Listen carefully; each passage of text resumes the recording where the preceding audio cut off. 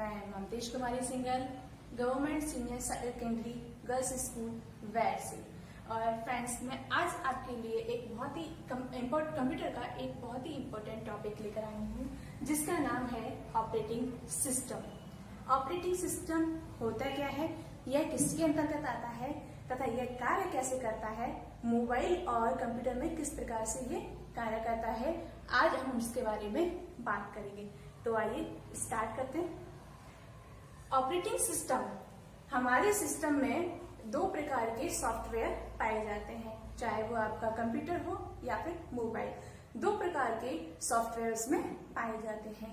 पहला होता है एप्लीकेशन सॉफ्टवेयर।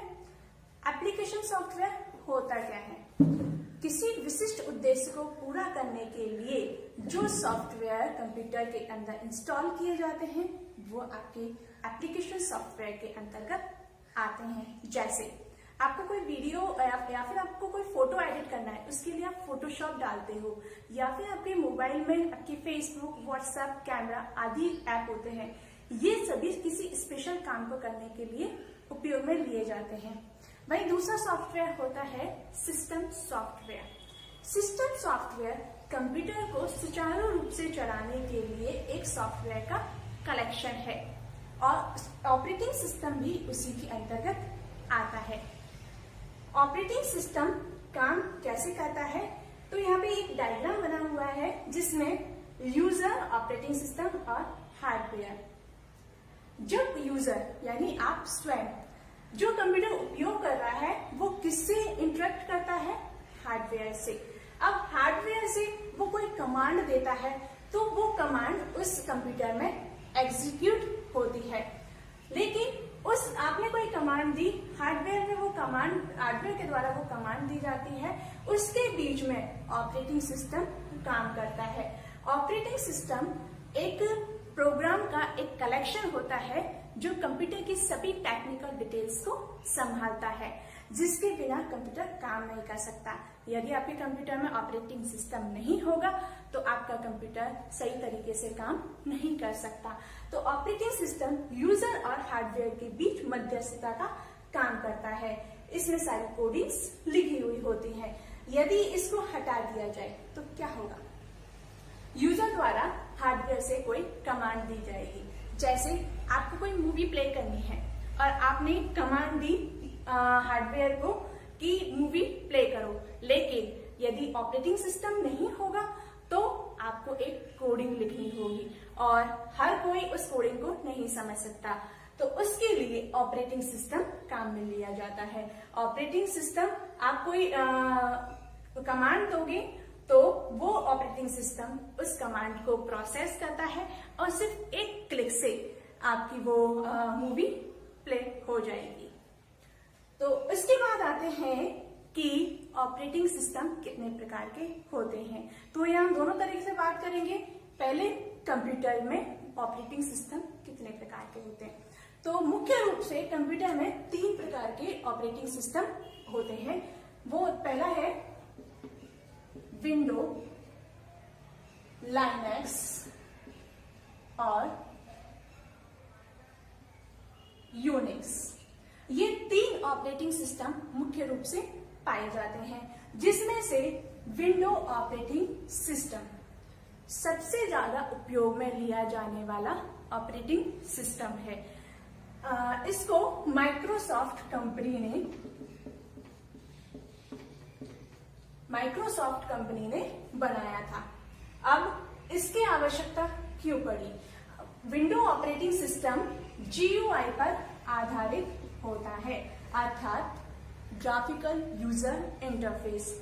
जब विंडो ऑपरेटिंग सिस्टम आप ओपन करते हैं तो उसमें चित्र दिखाई देते हैं, यानी ग्राफिक्स के द्वारा यूजर इसमें अपनी सूचनाएं आसानी से डाल सकता है। ये हमारे काम को बहुत आसान बना देता है, इसलिए सामान्य रूप से सभी कंप्यूटरों में विंडो ऑपरेटिंग सिस्टम ही उपयोग में लिया जाता है।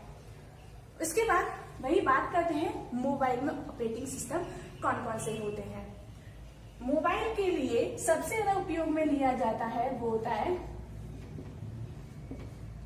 Android operating system. Android operating system, इसका निर्माण गूगल ने सन 2008 में किया था और यह अब तक का सबसे ज्यादा चलने वाला मोबाइल ऑपरेटिंग सिस्टम है। इसके बाद आता है iOS मोबाइल ऑपरेटिंग सिस्टम है और इसका निर्माण एप्पल ने किया था और इस iOS ऑपरेटिंग सिस्टम का उपयोग सिर्फ एप्पल के जितने भी प्रोडक्ट हैं जैसे आईफोन, आपके आईपैड, उन्हीं डिवाइसों पर किया जा सकता है। इसके अलावा आप इस ऑपरेटिंग सिस्टम का उपयोग किसी अदर डिवाइस पर नहीं कर सकते। इसके बाद आता है तीसरा ब्लैकबेरी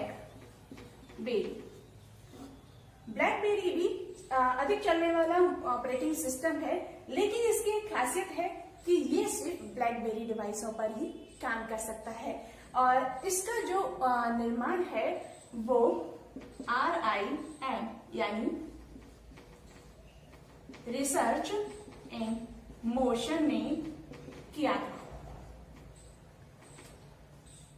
ठीक है, तो ब्लैकबेरी का उपयोग सिर्फ हम ब्लैकबेरी डिवाइसों पर ही कर सकते हैं। तो ये फ्रेंड्स ये थे कि ऑपरेटिंग सिस्टम कंप्यूटर में और मोबाइल में कौन कौन से होते हैं। इसके बाद आइए बात करते हैं कि ऑपरेटिंग सिस्टम के फंक्शंस क्या हैं, उनके काम क्या क्या है। तो आइए ऑपरेटिंग सिस्टम के फंक्शन, यहाँ हमने ऑपरेटिंग सिस्टम के फंक्शंस को 7 भागों में डिवाइड किया गया है। यहाँ आप डायग्राम में इसको देख सकते हैं कि उसके भाग कौन कौन से हैं, जिसमें से पहला है file management, memory management, processing management, input output device management, security management, networking management और यूजर इंटरफेस। इन 7 भागों में हमने यहाँ पे ऑपरेटिंग सिस्टम के फंक्शंस को डिवाइड किया है। अब इनके बारे में डिटेल से हम जानकारी करते हैं, जिसमें से पहला है file management. Operating system computer की फाइल्स को सुव्यवस्थित तरीके से मैनेज करने का काम करता है। यह उस किसी भी फाइल की इंफॉर्मेशन, लोकेशन और स्टेटस को स्टोर रखता है और आवश्यकता पड़ने पर यूजर को उसको प्रदान करता है। ये सारा काम ऑपरेटिंग सिस्टम करता है।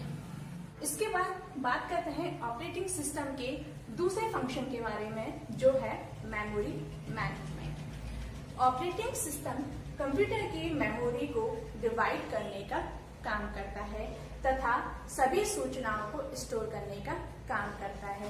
जब हम किसी भी फाइल को सेव करते हैं तो वो हमारी हार्ड डिस्क में जाकर सेव होती है और उस सेव करने की प्रोसेस को ऑपरेटिंग सिस्टम काम करता है। इसके बाद तीसरे नंबर पे आता है प्रोसेसिंग मैनेजमेंट। हमारे कंप्यूटर में हम बहुत सारी गतिविधियां करते हैं, बहुत सारे जो टास्क हैं उनको हम एक साथ प्ले करते हैं। तो अलग अलग प्रोसेसिंग जब हमारे कंप्यूटर में चल रही है तो उन सभी को कंट्रोल करने का काम ऑपरेटिंग सिस्टम करता है। ये सभी प्रोसेसिंग रैम के अंदर चलती हैं, लेकिन रैम की एक लिमिटेड मेमोरी होती है, इसलिए ऑपरेटिंग सिस्टम उन सभी प्रोग्राम्स को अलग अलग अवधि में निष्पादित करने का काम करता है।